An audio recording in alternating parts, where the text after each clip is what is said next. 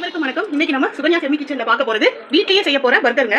நான் ரொம்ப கடைகள்ல விக்கிற மாதிரி அந்த மாதிரி நான் பண்ணல, என்னுடைய ஸ்டைல்ல நான் பண்றேன். அது என்னன்னு பாருங்க. ஃபர்ஸ்ட் வந்து உருளைக்கிழங்கு நல்லா பாயில் பண்ணி தோல் உரிச்சு எடுத்து வச்சிருக்கேன். அதை நல்லா ஸ்மாஷ் பண்ணிட்டு இந்த வெங்காயம், பச்சை மிளகாய், பூண்டு, இதில் வந்து வெங்காயத்தாள் கொஞ்சம் போட்டுருக்கேன், பொடியாக கட் பண்ணி, கொத்தமல்லி, இது 3 சேர்த்து பிசைஞ்சிட்டு மஞ்சத்தூள், மிளகாத்தூள் கொஞ்சம் போட்டு நல்லா உருண்டை பிடிச்சி அதை வந்து கார்ன்ஃபிளவர் மாவுல வந்து டிப் பண்ணி அதை கரைச்சி வச்சுக்கோங்க. டிப் பண்ணி இது வந்து ரஸ்க்கு வந்து அடிச்சு வச்சிருக்கேன். அதில் வந்து போட்டு எடுத்துட்டு நான் எடுக்க போறப்ப காமிக்கிறேன். மற்ற தேவையான பொருட்கள் வந்து நான் என் வீட்டில் லெட்டியூஸ் இல்லாதனால நான் வந்து முட்டைக்கோஸோட இந்த மாதிரியான பகுதிகளை எடுத்து அதை வந்து நெய்யில் டோஸ்ட் பண்ணி வச்சிருக்கேங்க. இது வந்து நான் தனியாக செஞ்சு பார்த்துருக்கேன்.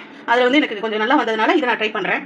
அடுத்து வந்து வட்ட வடிவமாக தக்காளி, வெங்காயம், பெரிய வெங்காயம், வெள்ளரிக்காய், கேரட், குடைமிளகாய் எல்லாம் கட் பண்ணி வச்சுருக்கேங்க.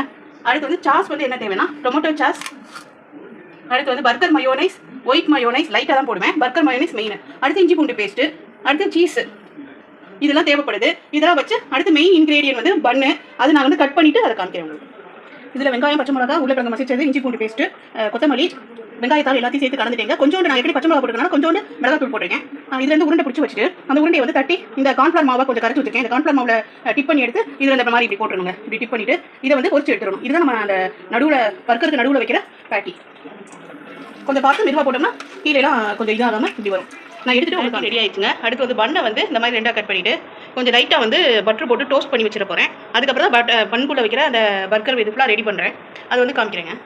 வீட்டில் செஞ்ச வெஜ் பர்கருங்க, ஒரு ட்ரை தான். இங்கே வந்து கீழே வந்து அந்த முட்டைக்கோஸோட லெட்யூஸ் மாதிரி யூஸ் பண்ணிக்கேன். அடுத்து கேப்சிகம், தக்காளி, அப்புறம் வந்து நம்மளுடைய பேட்டி, அப்புறம் வந்து ஒரு சீஸு, இப்போ அங்கே வந்து பர்கர் மயோனைஸும் டொமேட்டோ சாஸும் போட்டிருக்கேங்க.